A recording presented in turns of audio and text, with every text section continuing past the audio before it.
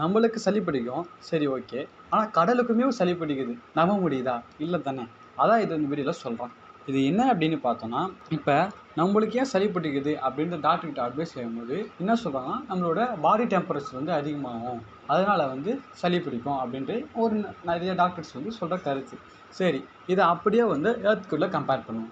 இப்ப எர்த் வந்து 71% ஆஃப் வாட்டரால சூழ்ந்திருக்கு. கரெக்ட்டா?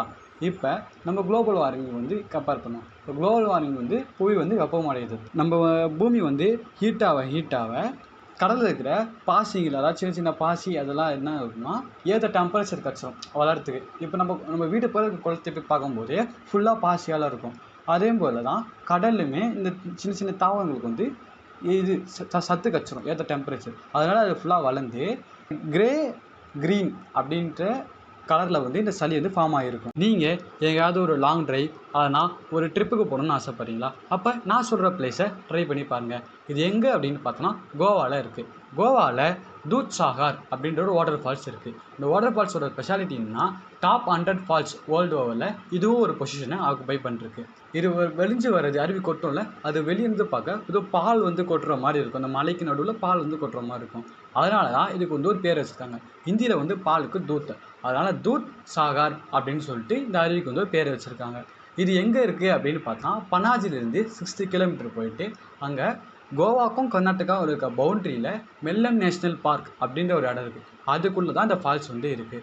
இந்த ஃபால்ஸோட அழகு வந்து அங்கே போயிட்டு நின்றுட்டு அந்த பாறையோட அது போய் அடிக்கிற சத்தம், அந்த பாறை அருவி கொட்டுறது, அதெல்லாம் பார்க்குற சுகமே தனியாக இருக்கும். ஸோ உங்களுக்கு சான்ஸ் கிடைச்சா ட்ரை பண்ணி பாருங்கள். கிரிக்கெட்டில் ரன்னை வாரி வழங்குற பவுலர் யாருன்னு உங்களுக்கு தெரியுமா? அது யாருன்றதை நான் கடைசியாக சொல்கிறேன். இதுக்கு முன்னாடி யார் வாரி வழங்கினா அப்படின்றத பார்க்கணும்ல. அது வந்து யாருன்னா, இந்தியாவுக்கும் இங்கிலாந்துக்கும் ஒரு 2007 T20 வேர்ல்டு கப் மேட்ச் வந்து நடக்குது. அதில் ஜொகுந்தர் சர்மா பவுலிங் போட்டு 57 ரன் 4 ஓவருக்கு வாரி வழங்கிட்டார். 11 ரன் கால இதை வந்து யாருமே முடியே அடிக்கலை. அதுக்கப்புறமா தான் நம்ம தலைவர் வந்து இது வந்து முறியடிக்கிறார். அது யார் அப்படின்னு பார்த்தோன்னா, யுவேந்திர சகல்.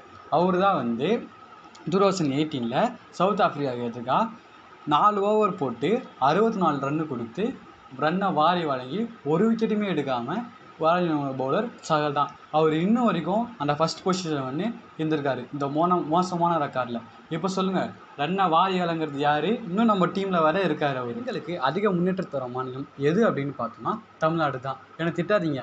ஏன் அப்படின்னு நான் சொல்கிறேன்னு பார்த்தோன்னா, 2019 2022 ஒரு சென்டென்ஸ் எடுத்திருக்காங்க. அது என்னன்னு பார்த்தோன்னா, இந்தியா முழுக்க இருக்க எல்லா ஃபேக்ட்ரிஸையும் கவுண்ட் பண்ணுறாங்க. அதில் இருக்கிற எத்தனை லேடிஸ் இருக்காங்க அப்படின்றத சென்சஸ் எடுக்கிறாங்க.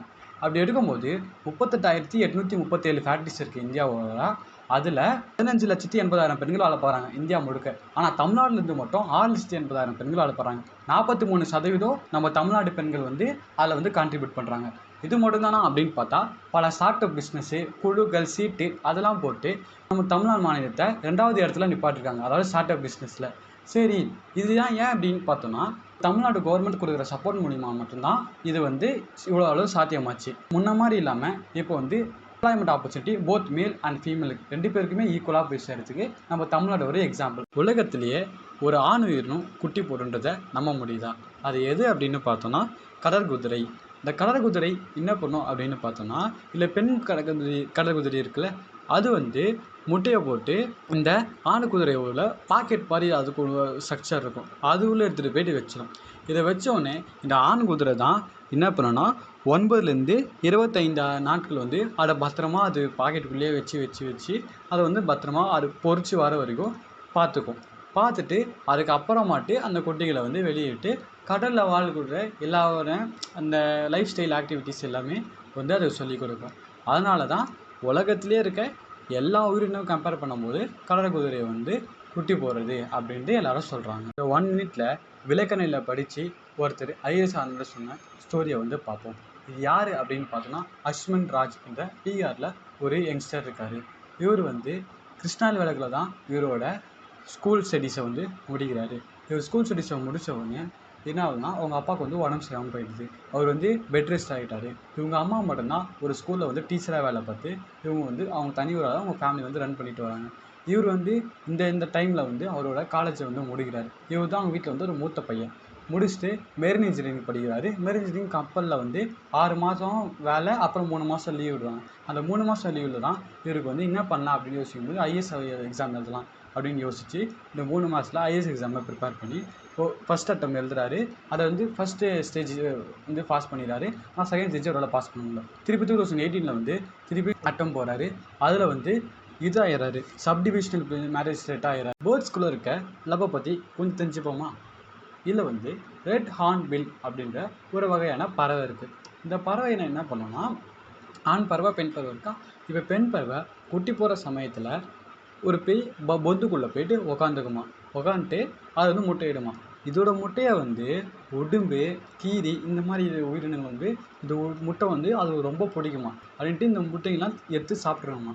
அதுக்காக அந்த பெண் பறவை என்ன பண்ணுன்னா, அதோட கூட்டில் போய் உட்காந்துட்டு மரபொந்து, அதாவது மரபொந்தில் போய் உட்காந்துட்டு அதோட அந்த பெக்கு இருக்குல்ல, அந்த மூக்கு மனை, அதை மட்டும் வெளியே நீட்டி வச்சுக்கணுமா, வாயை மட்டும்.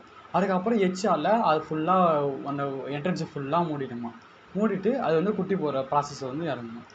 இப்போ வந்து இது சாப்பாடு வேணும்ல, அப்போ வந்து இந்த ஆண் பறவை என்ன பண்ணுன்னா, சாப்பாடு எடுத்துகிட்டு வந்து அதோட பெக்கு வெளியே மட்டும் நீட்டி இருக்கும்ல, அதில் வந்து கொஞ்சம் கொஞ்சமாக அது வந்து சாப்பாடு வந்து அதை வாயில் விட்டுடுமா. இதுதான் பேர்ட்ஸ்குள்ளே இருக்க லவ்.